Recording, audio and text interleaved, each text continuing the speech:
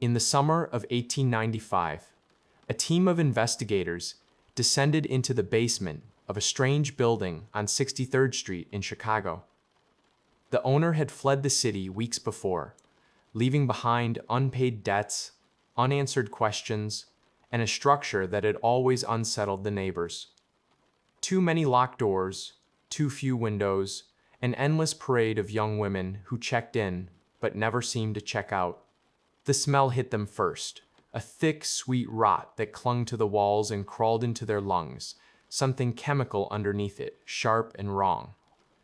They lit their lanterns and pressed forward into the darkness. What they found would haunt them for the rest of their lives.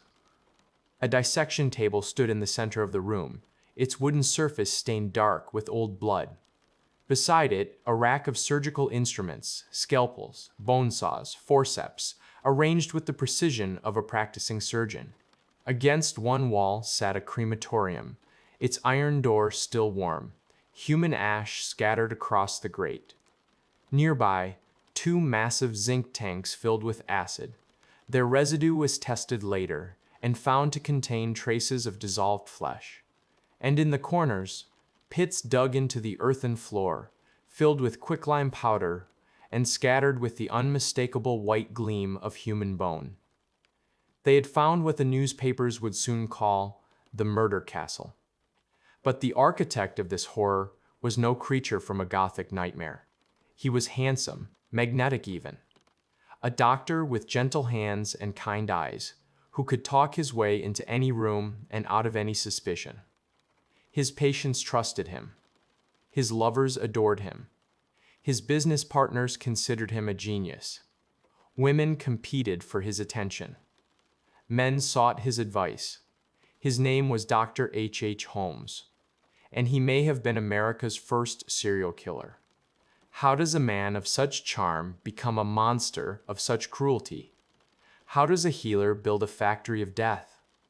This presents a terrifying puzzle about the nature of evil itself. Before we continue, I want to ask you something.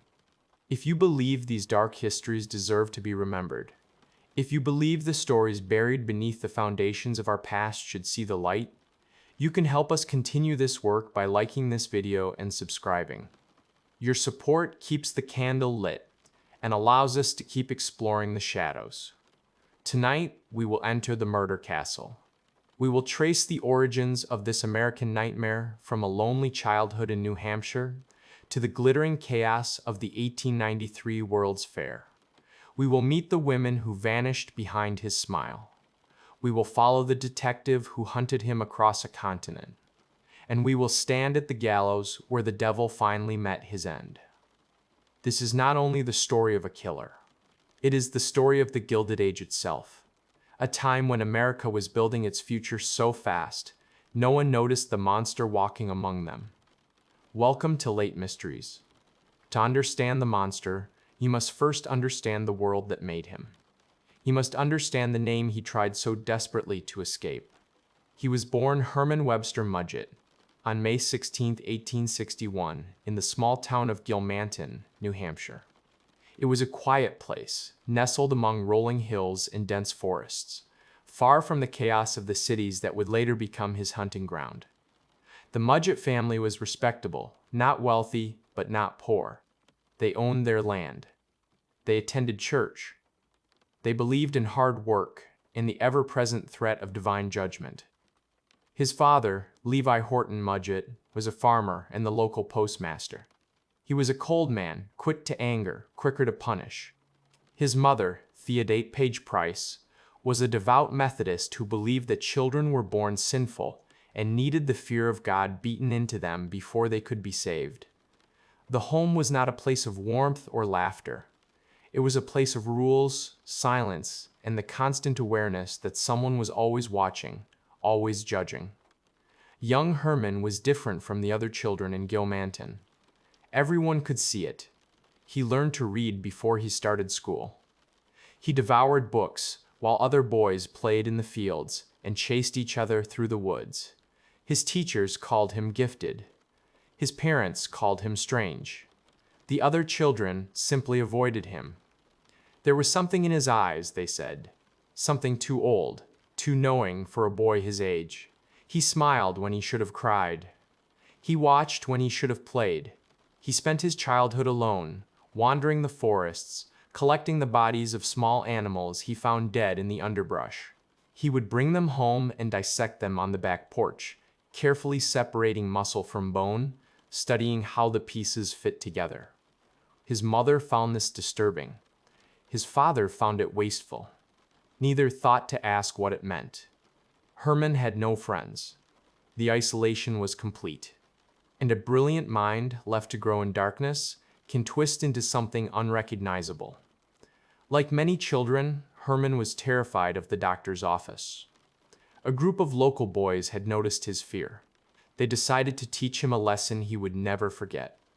They grabbed him after school one autumn afternoon, dragging him kicking and struggling through the streets of Gilmanton. They forced him through the door of the town physician's office, past the startled nurse, and into the back room where the doctor kept his medical specimens. And there, in the dim light, they pressed his small hands against the cold yellow bones of a human skeleton, a teaching model, articulated and hanging from a metal stand. They expected him to scream, to cry, to beg them to stop. Instead, something awakened. Herman stopped struggling. His breathing slowed. The terror drained from his face, replaced by something else entirely. He stared at the skeleton with a fascination that bordered on reverence. He ran his fingers along the curve of the ribs, traced the hollow sockets of the eyes, examined the delicate bones of the fingers. The other boys, unnerved by his sudden calm, released him and fled. But Herman stayed. He stayed until the doctor himself found him. Still standing there, still touching the bones, asking questions about how the joints connected, how the skull protected the brain, how the body could be reduced to such clean, white architecture. From that day forward, his fear was gone. In its place was an obsession. The machinery of life and death. The secrets that bones could tell. The beautiful efficiency of the human body and the fascinating process of its destruction. At 17, Herman enrolled at the University of Vermont. By 20, he had transferred to the University of Michigan Medical School in Ann Arbor, one of the finest medical institutions in the country. He was a gifted student. His professors noted his quick mind, his steady hands, his unusual comfort around cadavers. While other students grew pale during their first dissection, Herman leaned in closer. He asked to stay late. He volunteered for the procedures others found too gruesome, but he was learning more than anatomy. Ann Arbor was where Herman discovered his true talent, the art of manipulation. He was handsome now, with piercing blue eyes and a carefully trimmed mustache. He could make anyone believe anything. Women found him irresistible. Men found him irresistible. And he found that with the right words, spoken in the right tone, with the right expression of sincerity, he could convince almost anyone of almost anything. He put this talent to use in his first major scheme. Medical schools in the 1880s faced a constant shortage of cadavers for teaching. The demand far exceeded the legal supply, creating a thriving black market. Herman saw an opportunity. He began stealing corpses from the university laboratory, bodies that had already been used for teaching and were scheduled for disposal. He would disfigure them beyond recognition, dress them in ordinary clothes, and plant them in locations where they would be discovered as accident victims. Then, using forged documents and false identities, he would file life insurance claims on these supposedly deceased individuals. The insurance companies would pay out, Herman would pocket the money, and the dead, who had already been dead, would be buried again, their silence eternal. It was elegant, it was profitable, and it taught him a lesson he would never forget. With the right planning, a corpse was not a problem to be disposed of. It was an asset to be exploited. Herman graduated from medical school in 1884. He had the credentials of a healer. But healing was never his intention. In the years that followed, he drifted from town to town, leaving behind a trail of broken promises and unanswered questions. A teaching job abandoned mid-term, debts accumulated with no intention of repayment, pharmacy positions where inventory mysteriously vanished, women courted with promises of marriage, then abandoned without warning. Each town brought new schemes, new victims, new skills. And there was Clara. He had married Clara Lovering in 1878 while still a student. She was a farmer's daughter from New Hampshire, simple and trusting. She believed in her husband. She waited for him while he completed his studies, then waited longer while he sought his fortune. She never stopped waiting. He never bothered to divorce her, simply stopped coming home, stopped writing, stopped acknowledging she existed. She would remain legally his wife until the day he died, never knowing the man she had married. By 1886, Herman Webster Mudgett was becoming a liability. Too many creditors were searching for him. Too many spurned women and cheated partners remembered his face. Too many questions followed his name from town to town. He needed to become someone new. Someone with no past, no debts, no angry former associates. Someone who could start fresh in a city where no one knew him. And so, like a snake shedding its skin, Herman Webster Mudgett transformed himself. He chose a new name. One that sounded distinguished, professional, trustworthy, a name for a man who had never failed at anything, who had never cheated anyone, who had never left a trail of victims in his wake. He became Dr. Henry Howard Holmes. The man who had been Herman Mudgett was erased. In his place stood a creation, a performance, a mask of charm and competence. Behind that mask, something cold and calculating watched the world with hungry eyes. And this new man, this Dr. Holmes, had heard stories of a city rising from the mud of Lake Michigan. A city where fortunes were made overnight, where a man could become anything he claimed to be, where the future was being built so fast that no one had time to check the foundations. Chicago was calling, and the devil answered. To understand what Holmes found in Chicago, you must first understand what Chicago was in the 1880s. And to understand Chicago, you must first understand the age that created it. They called it the Gilded Age, a term coined by Mark Twain to describe an era that glittered like gold on the surface while hiding something darker underneath. It was a time of extremes that America had never seen before. Robber barons accumulated fortunes that dwarfed the treasuries of small nations. Rockefeller controlled the oil. Carnegie controlled the steel. Morgan controlled the money itself. These titans built mansions that rivaled European palaces, threw parties that cost more than most Americans earned in a lifetime, and bent the government to their will with casual ease. But for every mansion on Fifth Avenue, there were 1,000 tenements on the Lower East Side. For every fortune made, there were countless lives ground down in factories and mines. The same forces that created unprecedented wealth also created unprecedented misery. And beneath all of it ran a current of transformation so powerful that no one could fully comprehend it. The old rules were dissolving. The old certainties were crumbling. A farm boy could become a millionaire if he was clever and ruthless enough. A nobody could reinvent himself as a somebody with nothing more than a new suit and a confident handshake. Success was the only morality that mattered. How you achieved it was your own business.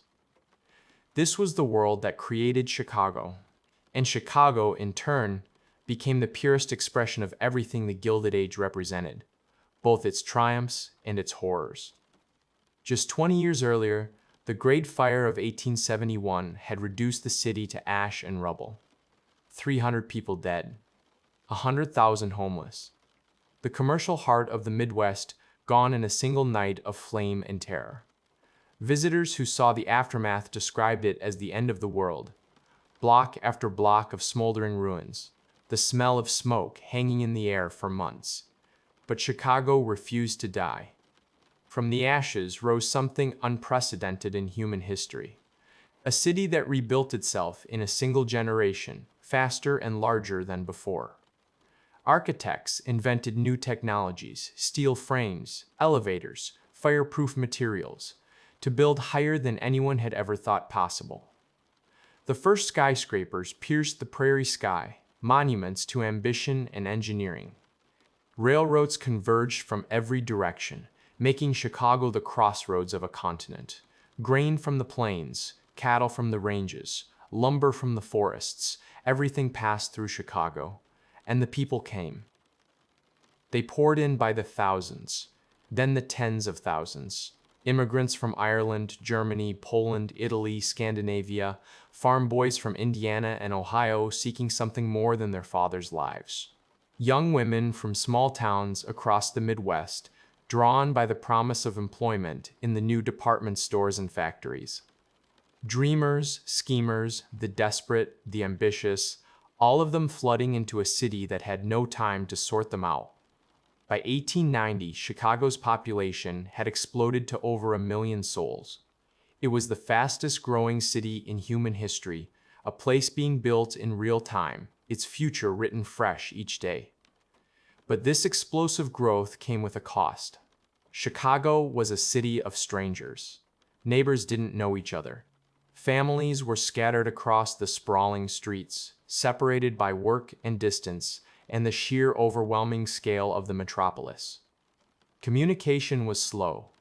Letters took weeks to arrive from distant hometowns. If someone disappeared, who would notice? Who would ask questions? Who would care?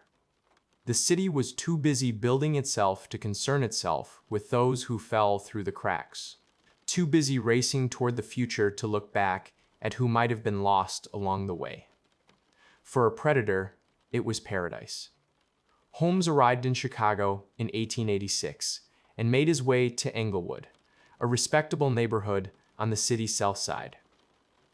It was home to working families and small businesses, the perfect place for a young doctor to establish himself. He found work at a pharmacy on the corner of 63rd and Wallace Streets. The owner was an elderly widow named Mrs. E.S. Holton, whose husband had recently died. She was overwhelmed, grieving, struggling to manage the business alone, desperate for help she could trust. Holmes was everything she needed. He was charming, professional, endlessly helpful. He worked long hours without complaint. He was wonderful with customers. He had ideas for improving the business, for expanding, for making more money. Within weeks, Mrs. Holton trusted him completely. She began to see him as the son she never had. Then, one day, Mrs. Holton simply vanished. When customers asked where she had gone, Holmes had a ready answer. The poor widow had decided to move to California, he explained with appropriate sadness. She wanted to live with relatives to escape the memories of her late husband. The grief had simply been too much. She had sold him the pharmacy and left to start fresh. It made perfect sense. Everyone accepted it. Why wouldn't they? Dr. Holmes was so sincere, so sympathetic. Mrs. Holton was never seen or heard from again. No letters arrived from California. No relatives came to collect her belongings. Just silence stretching into years.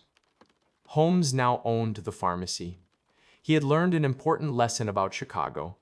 In a city of strangers, making someone disappear was as simple as telling a convincing story about where they had gone. Across the street from his new pharmacy stood an empty lot. Most men would have seen dirt and weeds, an eyesore waiting to be developed. Holmes saw something else entirely. He saw destiny. By 1890, the entire city was buzzing with excitement. Chicago had won the bid to host the 1893 World's Columbian Exposition, a World's Fair celebrating the 400th anniversary of Columbus's arrival in the Americas. It would be the largest event in the nation's history. 27 million visitors were expected.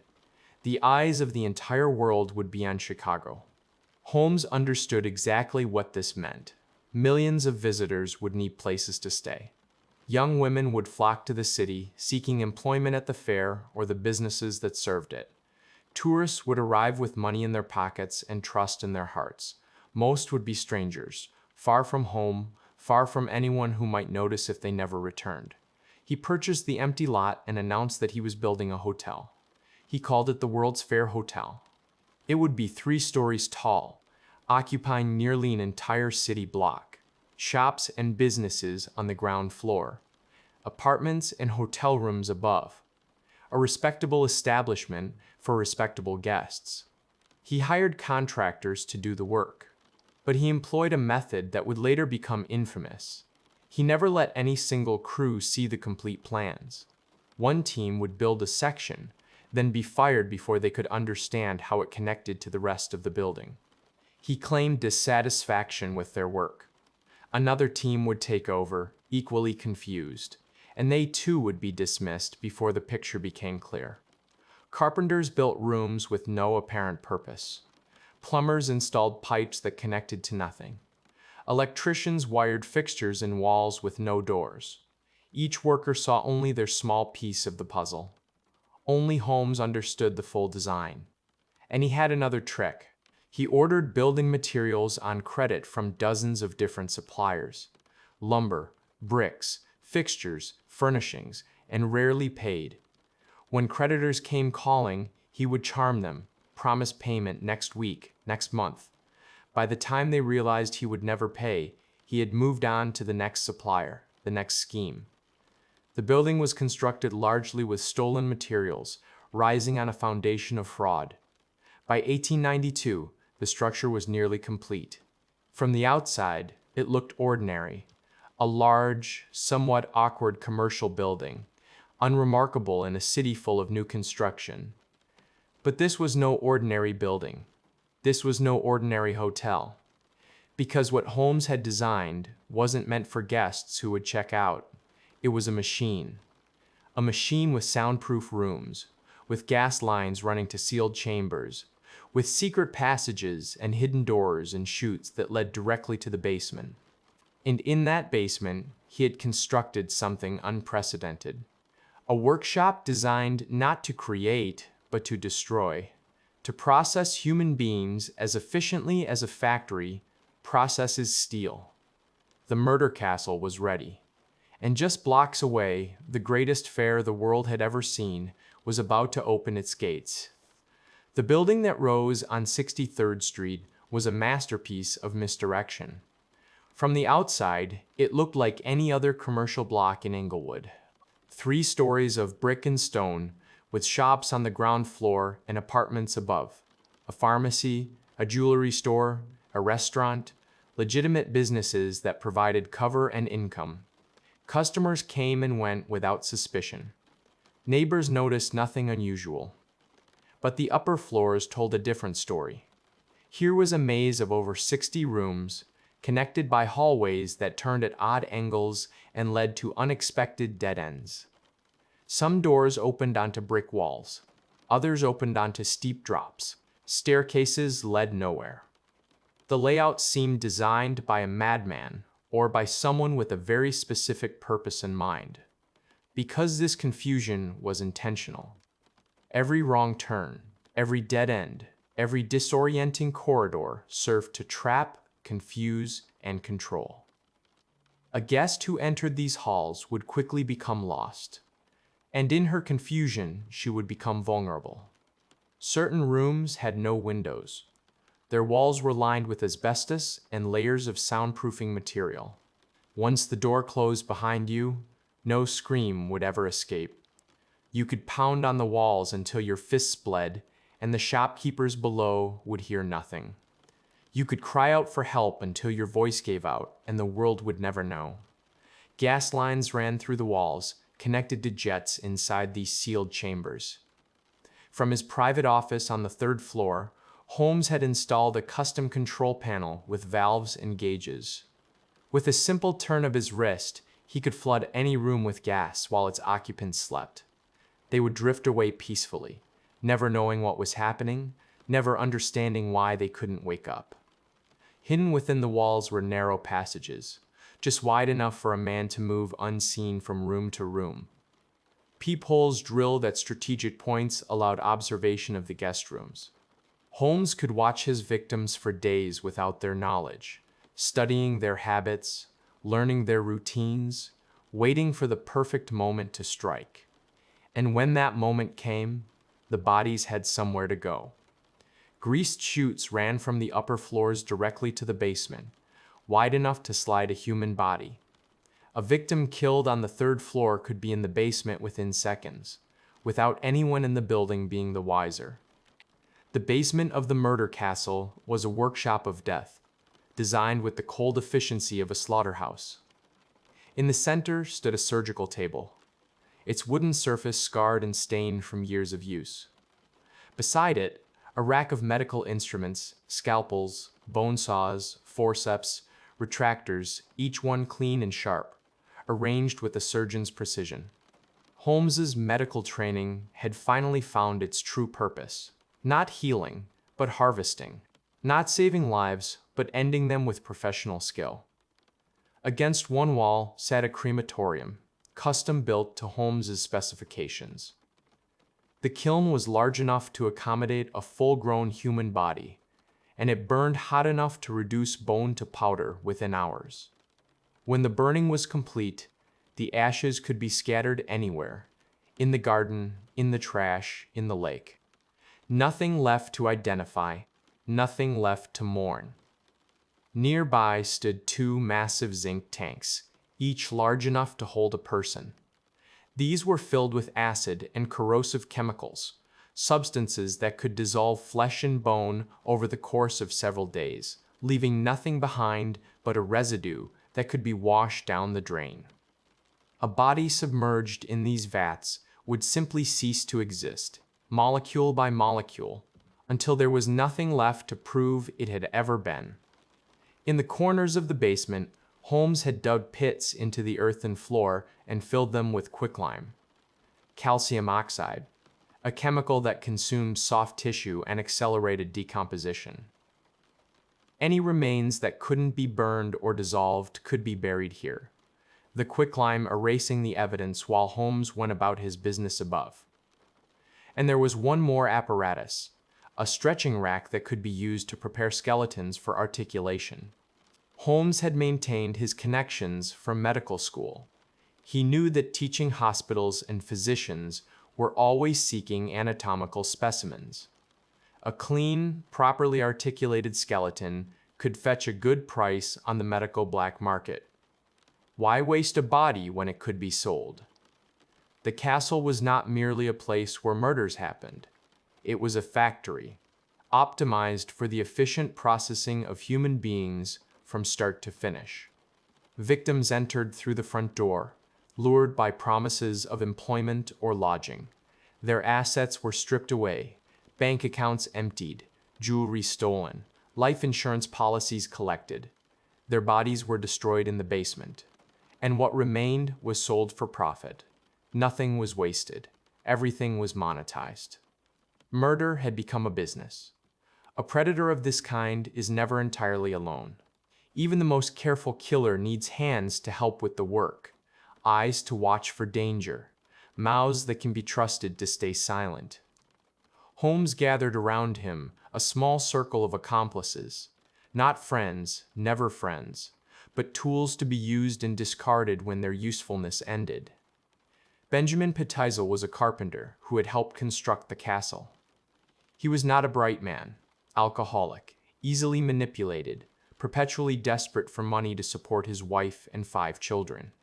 He had seen enough during the construction to know that the building's purpose was not entirely legitimate, but he was too weak and too dependent on Holmes's wages to ask questions.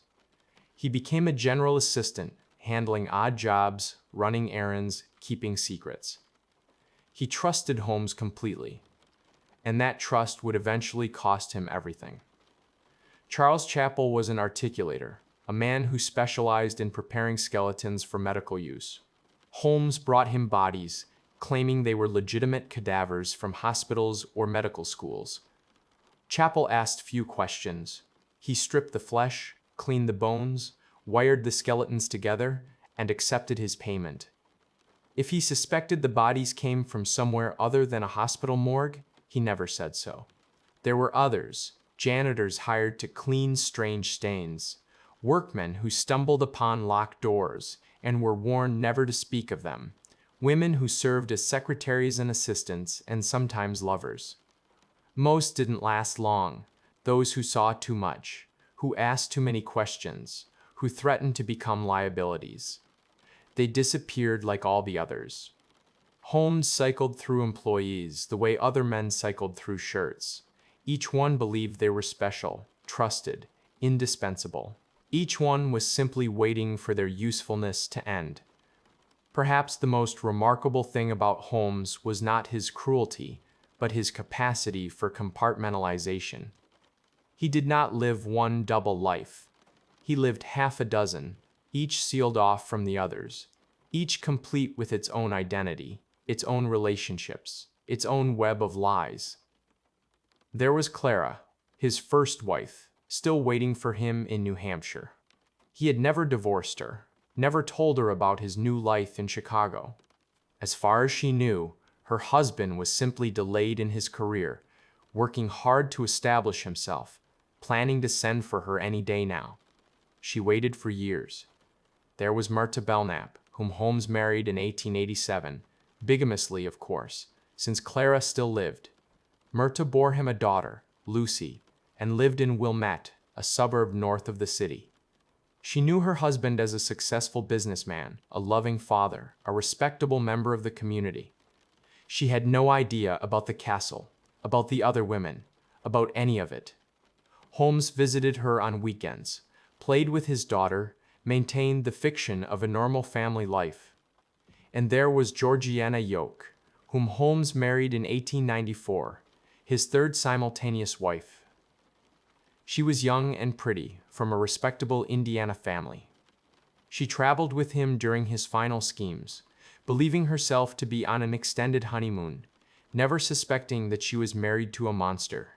3 wives, 3 separate lives, 3 elaborate fictions maintained in parallel.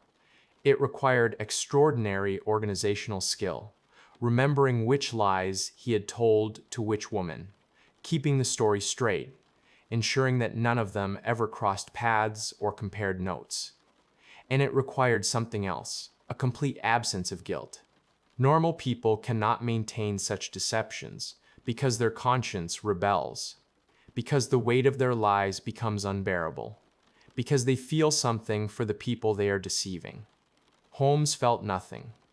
To him, his wives were simply resources to be managed, props in a performance, tools that serve various purposes.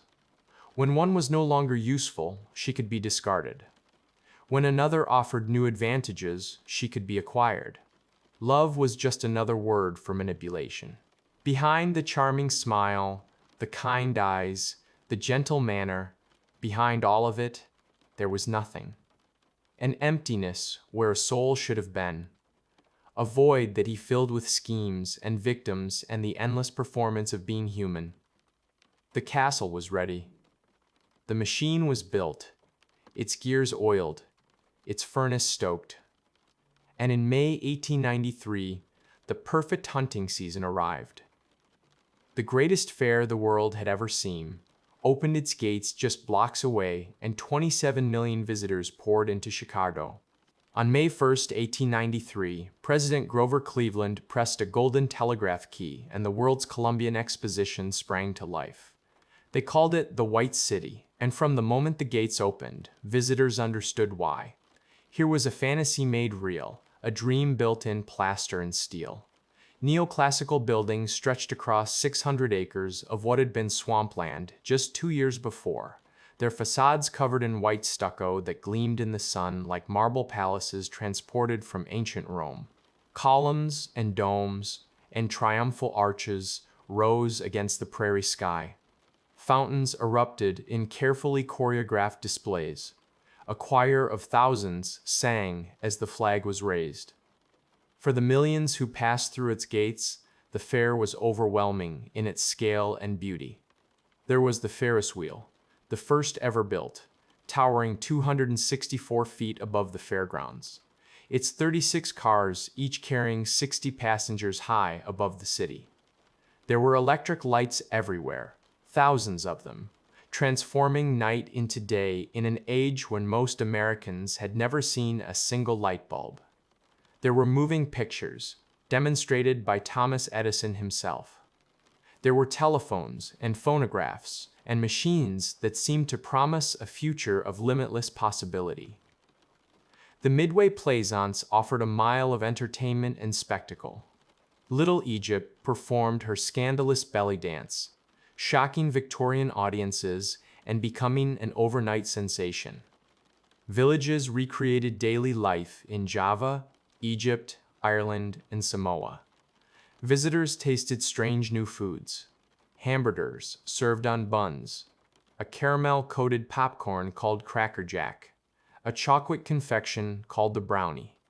For visitors from small towns across America, people who had never left their home counties, who had never seen a building taller than 3 stories, the fair was nothing less than a glimpse of heaven. Many wept at the sheer beauty of it.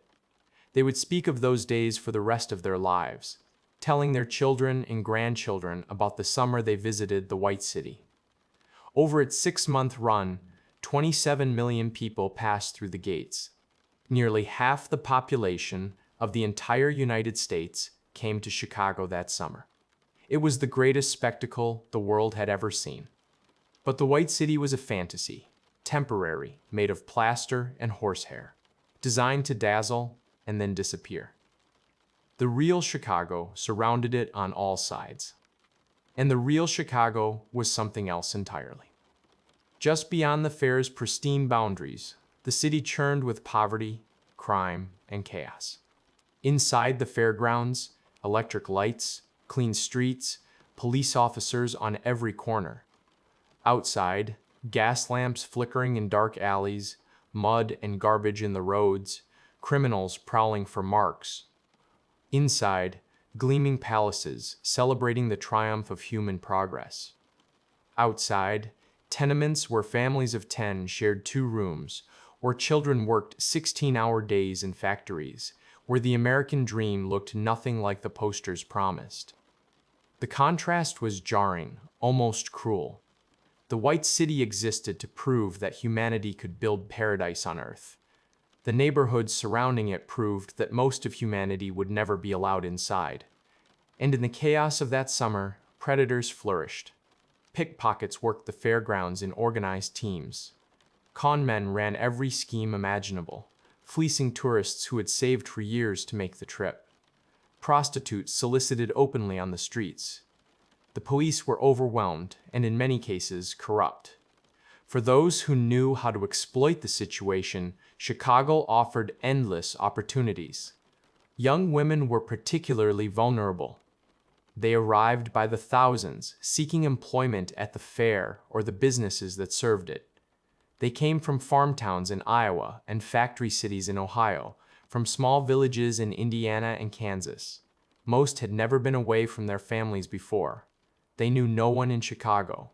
They had nowhere to turn if something went wrong. Many found legitimate work. They became waitresses and shop clerks, ticket sellers and exhibition guides.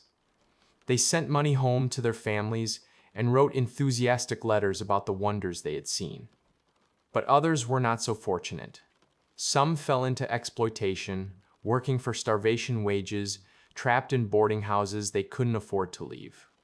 Some disappeared into the city's underworld, swallowed by forces they didn't understand until it was too late. And some answered advertisements promising good wages and respectable lodging. Advertisements placed by a charming doctor who seemed to offer exactly what they needed. They found their way to a building on 63rd Street, just a short trolley ride from the fairgrounds. They met Dr. H. Holmes, who was kind and professional, who offered them jobs and rooms and a chance at a better life. They moved into the murder castle, and they were never seen again. We must pause here and do something that history has often failed to do. We must leave the mind of the killer. We must stop speaking of schemes and machines, of traps and techniques. We must instead remember why any of this matters. Why the story of H. Holmes is not truly his story at all, but the story of the people he destroyed. Because the true measure of any atrocity is not the cleverness of the monster, but the humanity of the victims. They were not props in his performance. They were not statistics in a body count. They were human beings with families who loved them, with dreams they would never fulfill, with futures that were stolen from them by a man they trusted. Their stories deserve to be told. Julia Smythe was 27 years old when she married Ned Connor, and she knew almost immediately that she had made a terrible mistake. Ned was controlling, cold, more interested in his own ambitions than in his wife's happiness. Her marriage became a prison of quiet desperation. The only light in Julia's life was her daughter Pearl, a bright, curious 8-year-old with her mother's dark eyes and an infectious laugh that could fill any room. In 1890, seeking a fresh start, the Connors moved to Chicago. Both found work at a pharmacy in Englewood, owned by a charming young doctor named H. Holmes. For Julia, the job was a lifeline, a chance to earn her own money, to build some independence from her suffocating marriage. And then she met him. Holmes saw Julia's unhappiness the way a wolf sees a wounded deer. He recognized her vulnerability, her hunger for affection, her desperate need to believe that life could be better. He turned his full attention on her, listening to her troubles, sympathizing with her complaints about Ned, telling her she deserved so much more than the life she had. The affair began within weeks. Julia fell completely under his spell. Here was a man who actually seemed to care about her, who treated her like she mattered, who promised a future of love and prosperity. When Holmes suggested that she would be better off without Ned, she agreed. When he offered to convince Ned to leave, she was grateful. Holmes made Ned an offer. Leave Chicago, leave your wife, and I'll forgive the debts you owe me. Ned, who had never much cared for Julia anyway, accepted. He vanished from their lives without looking back. Julia and Pearl moved into the castle. Julia believed she was starting a new chapter, that she and Holmes would marry, that Pearl would finally have a real father, that their future would be bright and beautiful. Then she discovered she was pregnant. Julia was overjoyed. A new baby, a new life with the man she loved. She told Holmes the news, expecting him to share her happiness. His expression didn't change. His voice remained calm. But something shifted behind his eyes. A calculation, a reassessment. A pregnant mistress was a complication.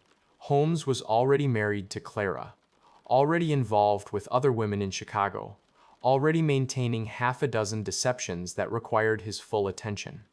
A baby would tie him down, create obligations, limit his freedom. He offered to help. He was a doctor after all. He could perform a simple procedure, and the problem would disappear. Julia trusted him. How could she not?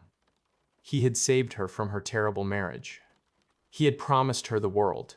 She went to his operating room in the castle, lay down on his table, and closed her eyes. She never opened them again. Whether Holmes botched the abortion intentionally or simply didn't care about the outcome, the result was the same. Julia Connor died on his table. Her body added to the collection in the basement. And then there was Pearl. 8-year-old Pearl suddenly motherless, full of questions about where her mama had gone. Pearl, who had seen Dr. Holmes coming and going at all hours. Pearl, who might remember things, might tell people, might become a problem. She disappeared the same night as her mother. Her body was never found. Emmeline Seagrand was 24 years old, with golden hair and a gentle disposition that made everyone who met her want to protect her. She had grown up in Lafayette, Indiana, the beloved daughter of a respectable family who had sacrificed to give her an education. She was bright, hardworking, determined to make something of herself in a world that offered limited opportunities to young women. She worked as a stenographer at the Keeley Institute, a sanitarium in Dwight, Illinois, that treated alcoholism and drug addiction. It was respectable work, steady if not glamorous. Her family was proud of her. She sent money home when she could. Her future seemed secure if modest. Then a letter arrived that would change everything. A successful Chicago businessman named Dr. H. Holmes needed a personal secretary. He had heard of her excellent work through a mutual acquaintance who spoke highly of her skills and character. The salary was generous, far more than she was earning now. The position was prestigious, working directly for a respected physician and entrepreneur. It was the opportunity of a lifetime. Emmeline accepted immediately. She gave notice at the sanitarium, said goodbye to her colleagues, and packed her belongings for the journey to Chicago. Her family was thrilled for her. A position with a doctor in Chicago was more than they had dared to hope for their daughter. She arrived in late 1891 and took a room in Holmes's building on 63rd Street. She began work the next day and found her employer to be everything the letter had promised. He was professional, courteous, genuinely interested in her opinions and well-being. He asked about her family, remembered the details of their conversations, treated her with a respect she had rarely experienced from employers. She wrote enthusiastic letters home. The city was exciting, so different from small-town Indiana. The work was interesting. She was learning about business, about real estate, about the wider world. And Dr. Holmes was wonderful. She had never met anyone quite like him. Within months, they were engaged. It happened gradually, imperceptibly, the same way all of Holmes's seductions happened. A kind word here, a thoughtful gesture there. He made her feel special, valued, seen. He spoke of a future together, of the life they would build, of the family they might have. Emmeline, who had never expected romance to find her, fell completely in love. She wrote to her parents about the wedding plans. She described the home they would share, the happiness she had found. She was in love, truly in love, for what she believed was the first time in her life. Then the letters stopped. At first, her family wasn't worried. She was busy, probably. Engaged life was hectic. Wedding preparations were consuming. But weeks passed without word, then months. They wrote to her but received no reply. They wrote to Dr. Holmes asking about their daughter. He responded with sympathy and concern. Unfortunately, Emmeline had left suddenly. She had received an offer of marriage from a man she met at the fair, and she had eloped without telling anyone. He was as surprised as they were. He hoped she was happy. Her family didn't believe it. Emmeline would never leave without saying goodbye, never abandon them for a stranger. They traveled to Chicago, searched for her, questioned everyone who might have known her. They never found her. Years later, investigators discovered a small room in the castle. Airtight, soundproofed, connected to gas lines. The interior walls bore scratch marks, long, desperate gouges left by fingernails clawing at the surfaces. Someone had been locked inside that room, had tried to escape, had died trying. Whether this was Emmeline's final prison, no one can prove. But someone died there. Someone spent their last hours in darkness and terror, knowing that no one could hear their screams. Minnie Williams was not beautiful. She knew this, had always known it. She was plain-faced and slightly overweight, the kind of woman suitors overlooked in favor of her prettier friends. But Minnie had something better than beauty. She had money. Her family had owned property in Fort Worth, Texas, land that had become valuable as the city grew. When her parents died, Minnie inherited everything, an estate worth roughly $50,000, an enormous sum in 1893. She was teaching school in Boston when she met a charming businessman named Henry Gordon. He was handsome, attentive, fascinated by her intelligence rather than disappointed by her appearance. For the first time in her life, Minnie felt desired. The man, of course, was Holmes, operating under yet another false name. The courtship was whirlwind. Love letters arrived daily. Gifts appeared at her door. He listened to her thoughts, validated her feelings, made her believe she was the most important person in the world. Within months, Minnie was hopelessly in love. Holmes convinced her to transfer her Texas property to him. For protection, he said, for their future together. She signed everything over without hesitation. Her fortune was now his. Minnie moved to Chicago to be near her beloved. She lived in the castle, worked in one of his businesses, waited patiently for the wedding he kept promising. She was deliriously happy. In July 1893, her sister Anna came to visit. Anna was different from Minnie. She was sharper, more skeptical, less easily charmed. From the moment she met Dr. Holmes, something about him bothered her. His smile was too smooth. His answers to her questions were too practiced. She noticed inconsistencies in his stories, gaps in his explanations of his business dealings. She asked too many questions. She looked too closely. Anna Williams disappeared first. Holmes told Minnie that Anna had returned to Texas suddenly. A family emergency. Nothing to worry about. Minnie, trusting her beloved, accepted the explanation. Weeks later, Minnie disappeared as well. Holmes would later claim that Minnie had killed Anna in a jealous rage and that he had helped her flee to Europe to escape justice. It was a lie, of course. One of dozens he would tell about the sisters. The Texas property was sold. The money vanished into his accounts. Two sisters from Fort Worth became two more silent graves in the basement of the murder castle. Beyond these names, Julia, Pearl, Emmeline, Minnie, Anna, there were others, so many others. Employees who noticed strange things in the castle and asked the wrong questions. Boarders who paid for rooms and were never seen checking out. Young women who answered advertisements and never wrote home again. Travelers passing through Chicago who stopped at the wrong hotel. Holmes would eventually claim 27 victims in his confession. Investigators who examined the castle believed the true number was far higher. Perhaps 50, perhaps 100, perhaps more. The crematorium had been used extensively.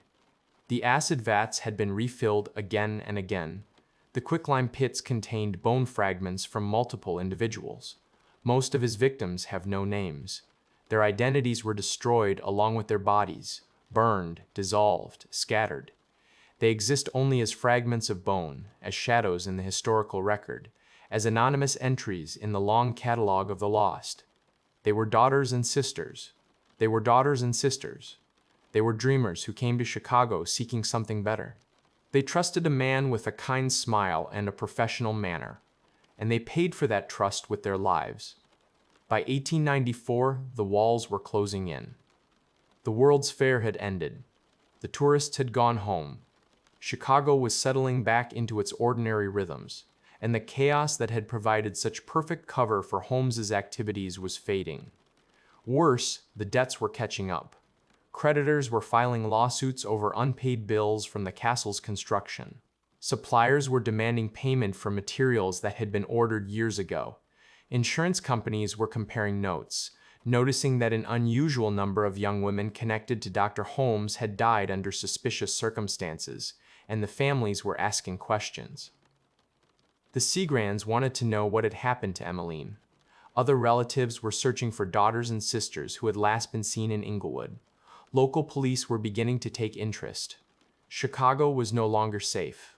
The castle, once his fortress, was becoming a trap. Holmes needed money, enough to disappear, to start fresh somewhere new, to build a new identity in a city where no one knew his face. He needed one final score. He turned to an old associate, Benjamin Pitezel, the carpenter who had helped build the castle, who had remained loyal through years of schemes and secrets. Pitezel was desperate as always, drinking heavily, barely able to support his wife Carrie and their 5 children. He would do anything Holmes asked. The plan was simple. Pitezel would take out a $10,000 life insurance policy, naming Holmes as a secret beneficiary. Then they would fake Pitezel's death, substituting a disfigured corpse that could pass as him. They would collect the insurance money and split it. Pitezel would assume a new identity and disappear. Everyone would win. Pitezel agreed. He trusted Holmes. After all these years, after everything they had done together, how could he not? He signed the insurance papers. He rented a house in Philadelphia, posing as an inventor named B.F. Perry. He waited for Holmes to arrive with the substitute corpse and the plan for staging the accident. Holmes arrived, but he hadn't brought a substitute corpse. He had brought chloroform. Why split 10,000 when you could keep it all? A dead partner couldn't demand his share, and Pitezel, poor, foolish Pitezel, had outlived his usefulness. On September 4th, 1894, the body of B.F. Perry was discovered in the rented Philadelphia house. The face had been badly burned, apparently from an accidental explosion during a chemistry experiment. Documents in the room established his identity. The insurance company investigated briefly, then paid out the claim, 10,000. All of it, Holmes's now. But there was a loose end, a very dangerous loose end. Carrie Pitezel knew about the insurance scheme. She was waiting for her husband to emerge from hiding, for the money to be divided, for their family's fortunes to finally turn around. She had 5 children depending on her: Dee, Alice, Nellie, Howard, and the baby. She trusted Dr. Holmes to make everything right. Holmes visited her with terrible news and a generous offer.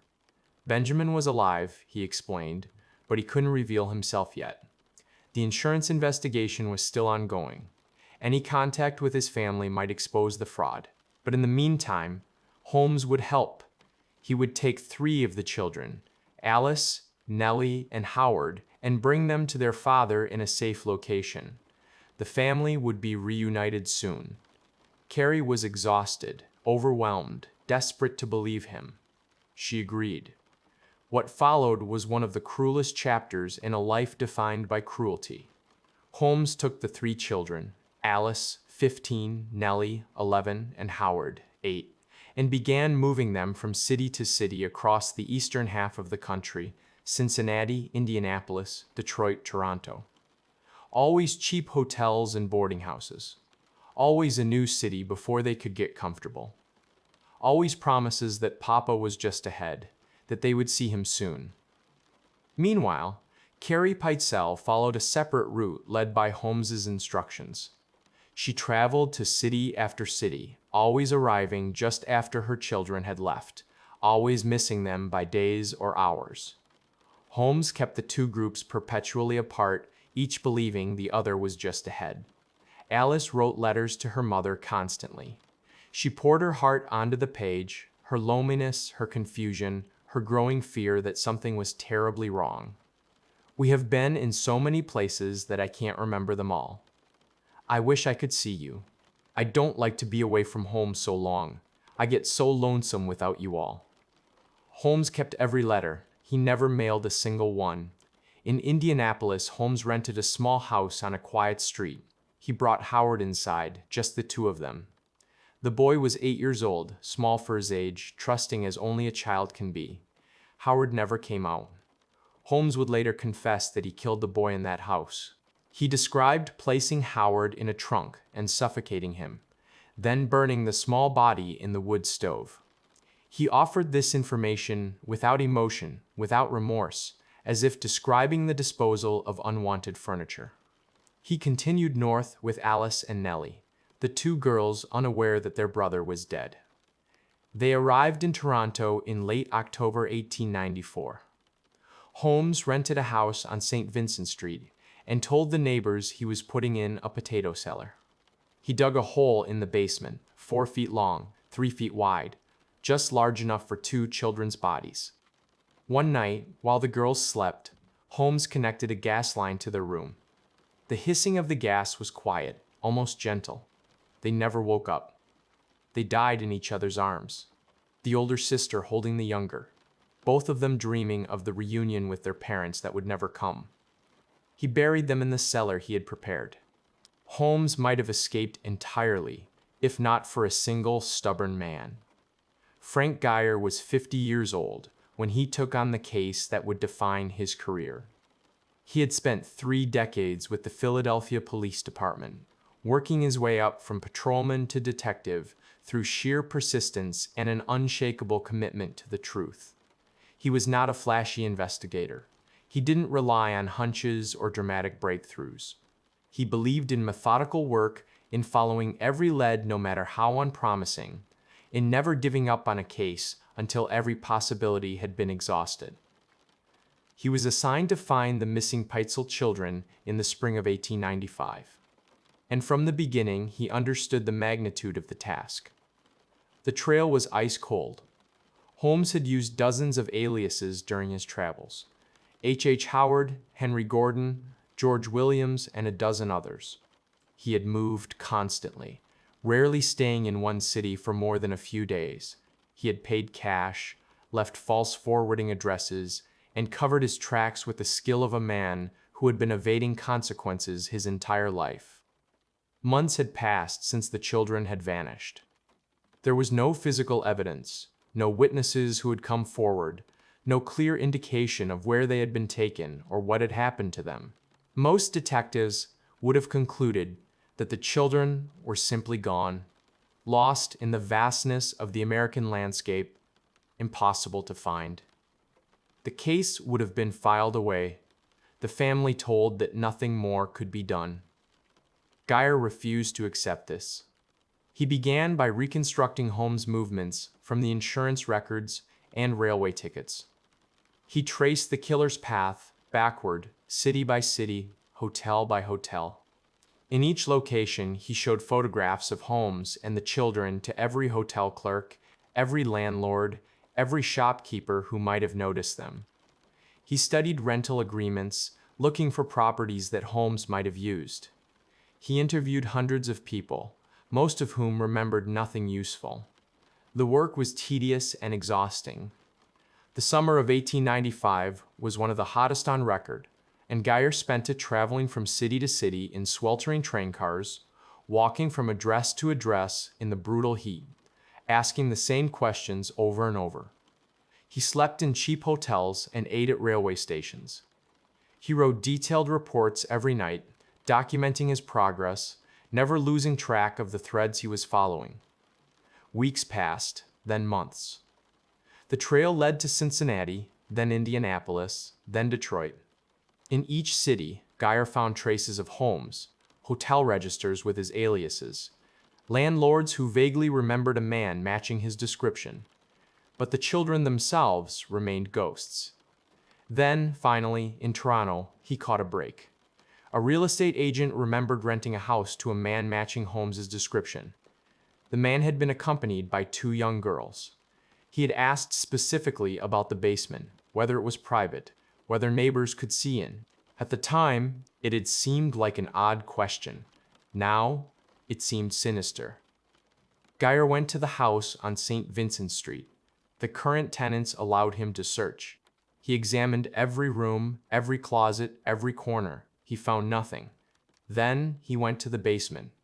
He noticed that part of the floor seemed different. The earth had been disturbed, then packed down again. He borrowed a shovel and began to dig. What he found would haunt him for the rest of his life: two small skeletons, intertwined in the earth. The remains of Alice and Nellie Peitzel, dead for nearly a year, buried in the cellar of a rented house by the man their mother had trusted with their lives. Geyer wept when he uncovered them. Then he straightened his shoulders and continued his work.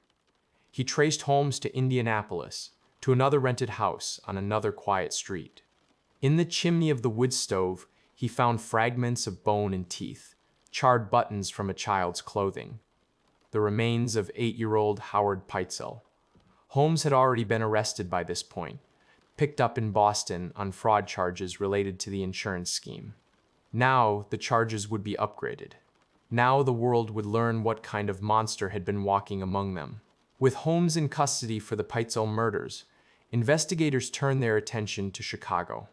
The stories about the strange building on 63rd Street had circulated for years, but no one had ever had the authority to look inside. Now they did. The first teams to enter the castle were not prepared for what they found. The ground floor seemed normal enough: a pharmacy, some shops, offices. But the upper floors were a labyrinth of confusion. Hallways doubled back on themselves. Doors opened onto brick walls.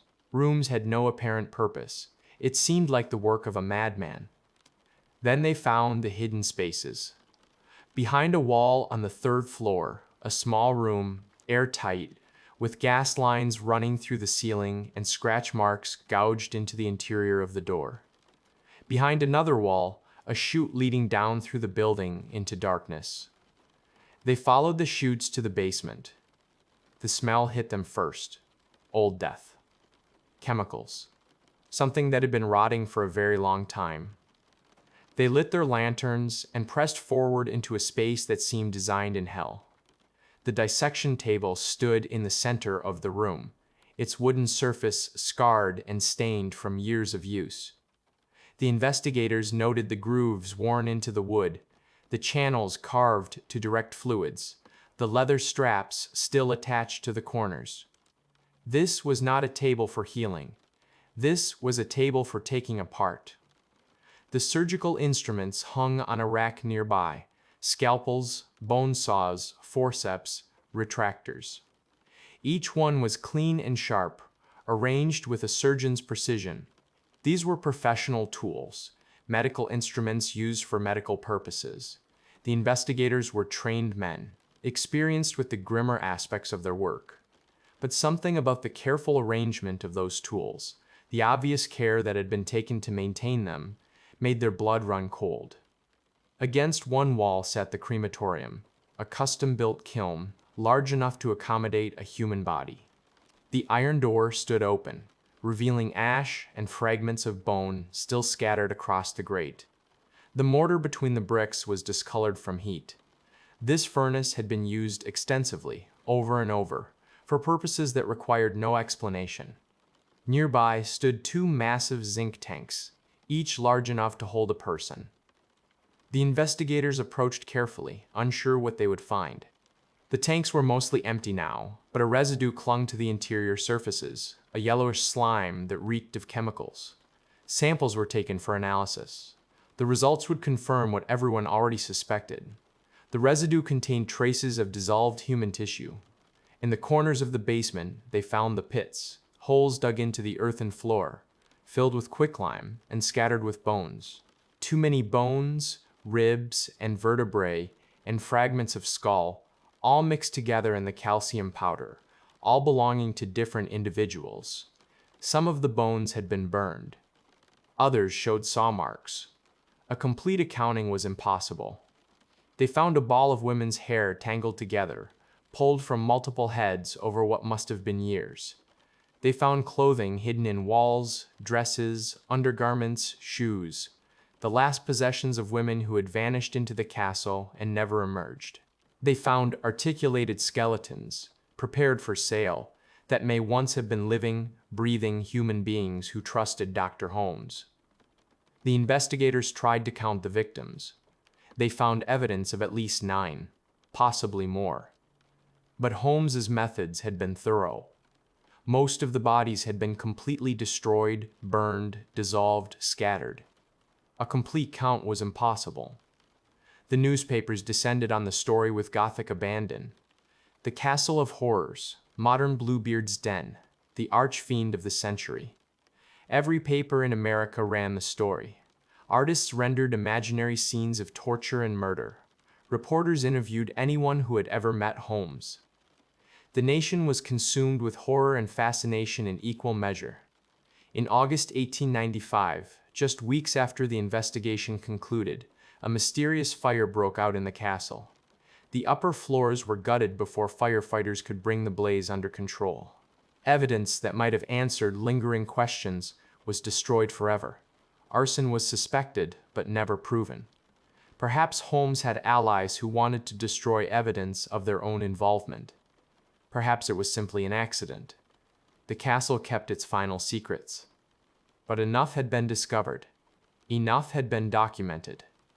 Enough had been proven to ensure that H. Holmes would face justice.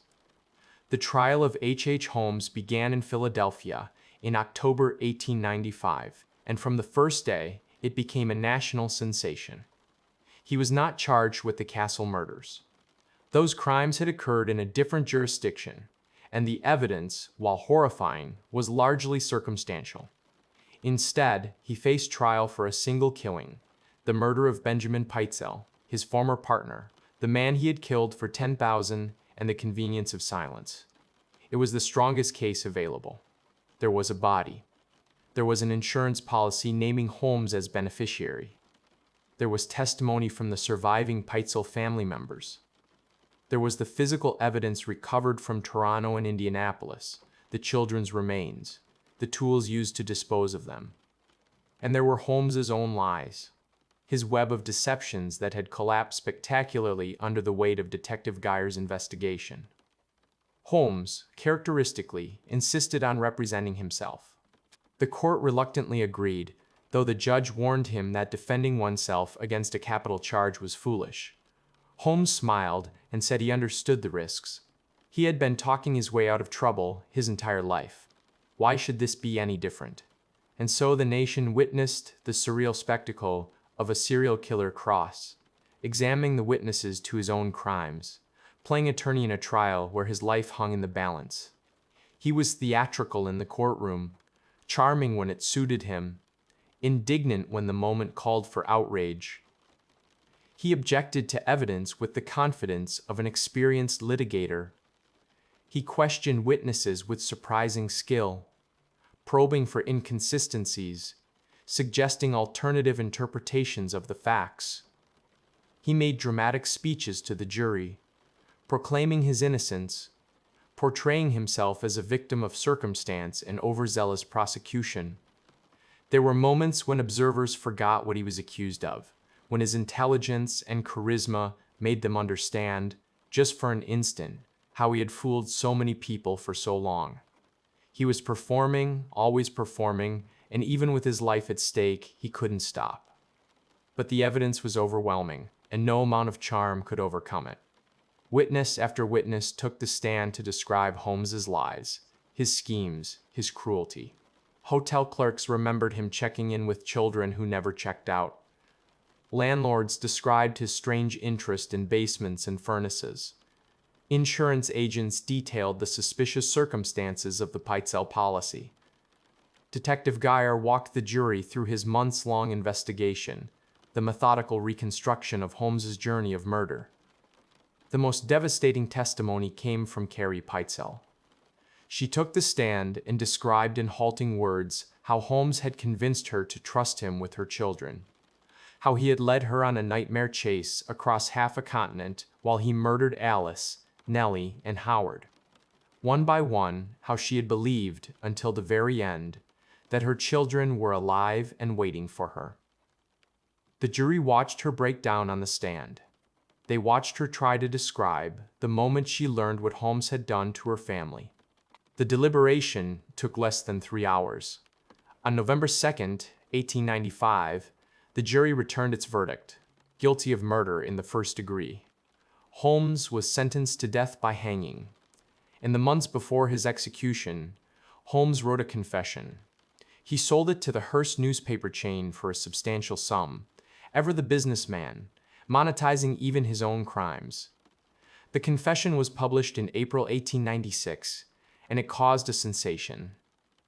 Holmes claimed 27 murders. He provided names, locations, methods. He described victims who had been gassed in sealed rooms, poisoned with various compounds, suffocated and strangled and dissected. He presented himself as a man driven by dark compulsion, unable to resist the urge to kill. But even his confession was unreliable. Some of the victims he named were later found to be alive, having never encountered Holmes at all. Other murders that investigators had confirmed were omitted entirely from his account. Dates and locations contradicted physical evidence. The confession seemed designed not to reveal the truth, but to obscure it, to create a legend larger than reality, to ensure that the name H. Holmes would live in infamy. Even facing the gallows, he couldn't stop performing. Even with nothing left to gain, he couldn't resist the manipulation. The true count of his victims will never be known. Scholars who have studied the evidence carefully estimate that at least 9 murders can be confirmed with reasonable certainty. Some believe the actual number may be higher, 20, 30, perhaps more. Speculation has ranged as high as 200, though such figures are almost certainly exaggerated. The truth died with Holmes, buried in the quicklime pits and scattered as ash across the Chicago wind. What made H. Holmes? It is a question that has fascinated and horrified people for more than a century, and it has no satisfying answer. Modern psychiatry would likely diagnose him as a psychopath, a person characterized by superficial charm, pathological lying, lack of empathy, and a complete absence of remorse. He displayed every trait in the clinical literature. He could mimic human emotion flawlessly without experiencing any of it. He could look a mother in the eye and promise to care for her children while already planning their murders. His victims trusted him until the moment he killed them, and he felt nothing for any of them. But diagnosis is not explanation. We can label what Holmes was without truly understanding why. Perhaps the coldness of his childhood, the isolation from human connection, stunted some essential capacity for empathy. Perhaps his early fascination with death and anatomy normalized what should have been horrifying. Perhaps the ease with which he manipulated everyone around him convinced him that other people were merely objects to be used.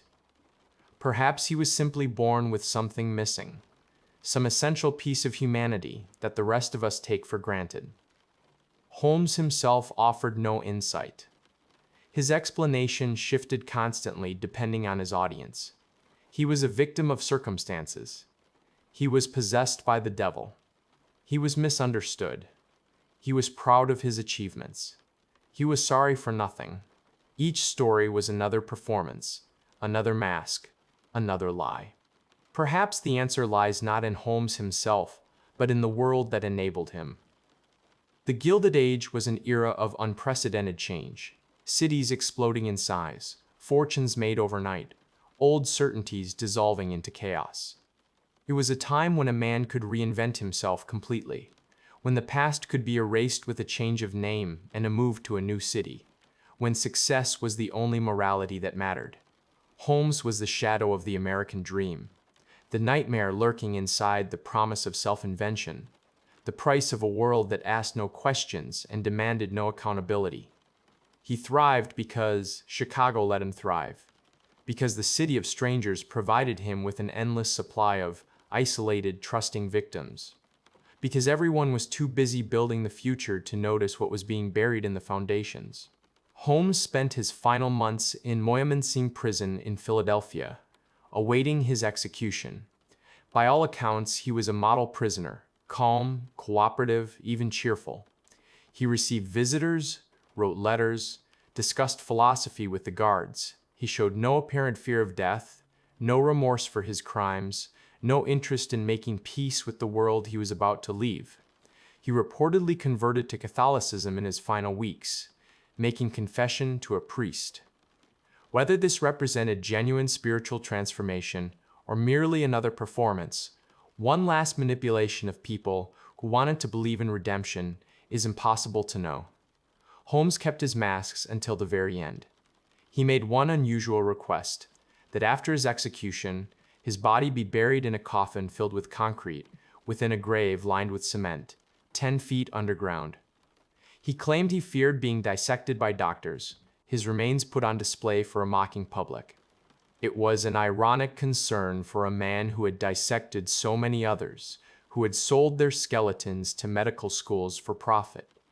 But perhaps there was another motivation. Holmes, the master manipulator, wanted to control the narrative even after death. He would not give the world access to his remains. He would not allow anyone else to decide what happened to his body. The authorities granted his request.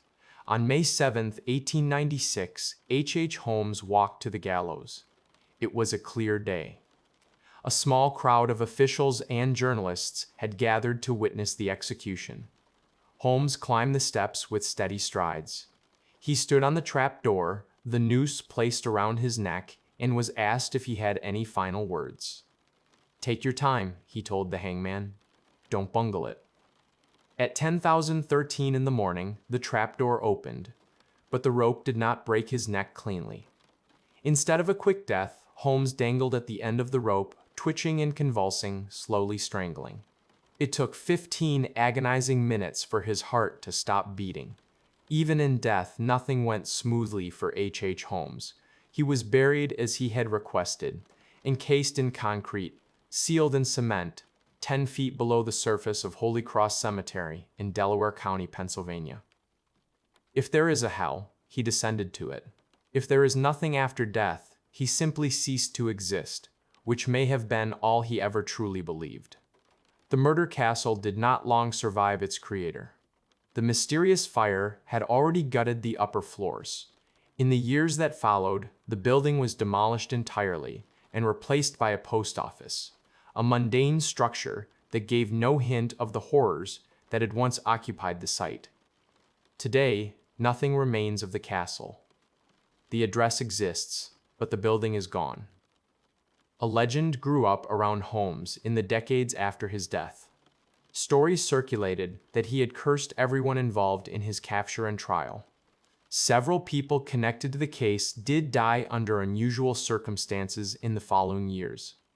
A detective from a sudden illness, a witness in an accident, a journalist under mysterious circumstances. Whether this represents supernatural vengeance, mere coincidence, or simply the normal mortality of human beings is a matter of belief rather than evidence.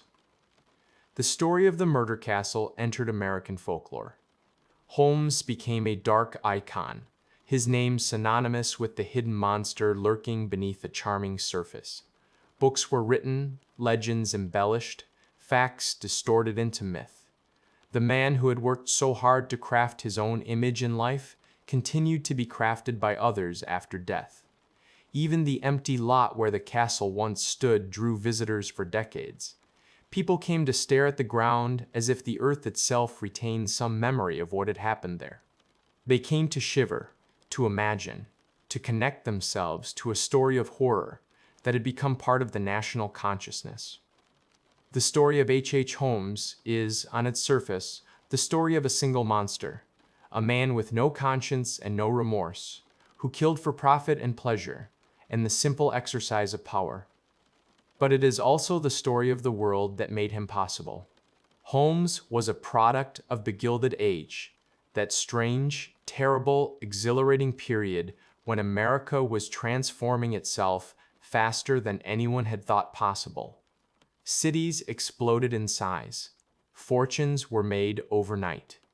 The old rules, the old certainties, the old ways of knowing your neighbors and being known by them, all of it was dissolving into something new and strange and frightening. It was an age of reinvention. A man could shed his past like a snake sheds its skin. He could move to a new city, adopt a new name, create a new identity from whole cloth. For most people, this was liberation, the freedom to become whoever they wanted to be, unshackled from the circumstances of their birth. For Holmes, it was opportunity. Chicago in the 1890s was a city of strangers. More than 1 million people, thrown together from every corner of the world, struggling to build lives in an overwhelming metropolis.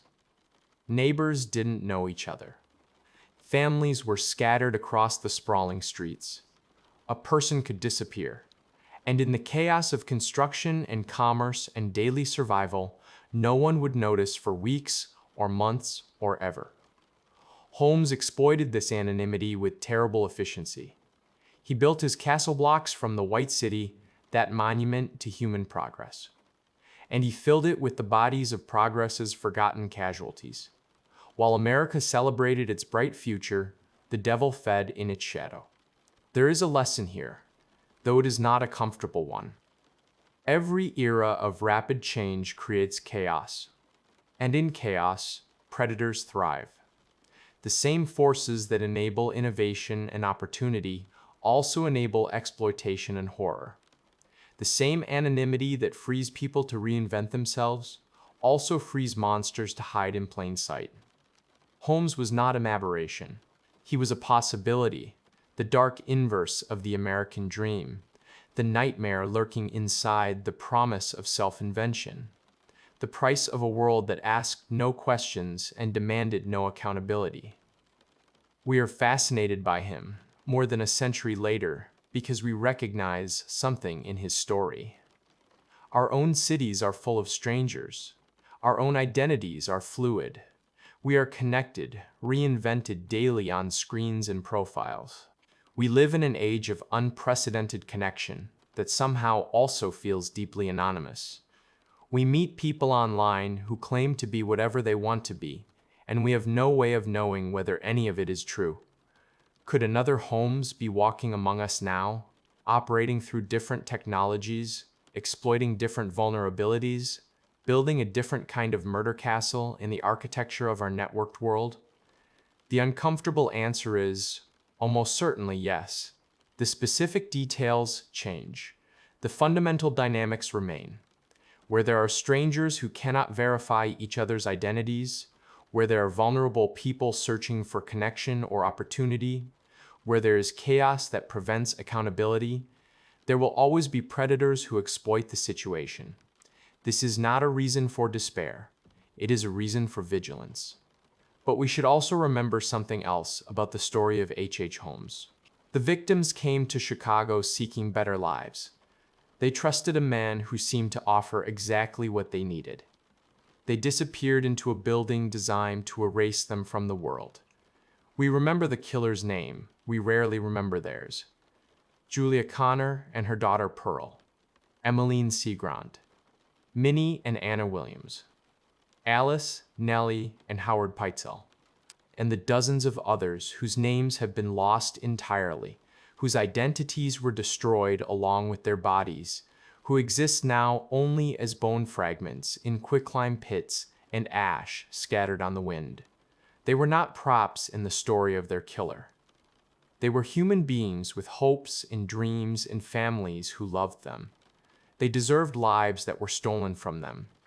They deserve to be remembered as more than victims.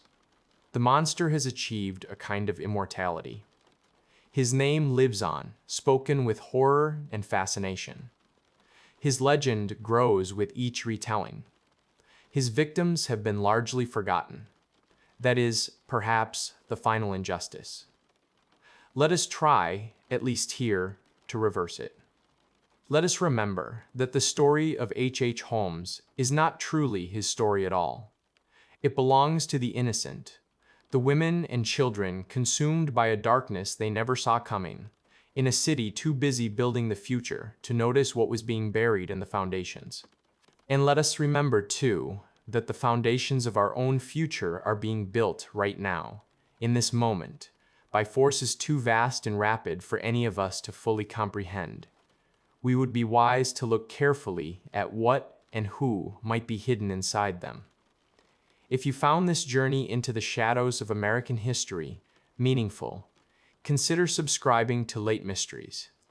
We explore the dark corners of our past, not to glorify evil, but to understand it, and to remember those who were lost to it. Leave a comment below with your thoughts. What do you believe created H.H. Holmes? And what does his story tell us about our own age? Until next time, stay curious, stay cautious, and remember, the monsters of history are worth studying precisely because they remind us that monsters are always, in the end, terribly human. Thank you.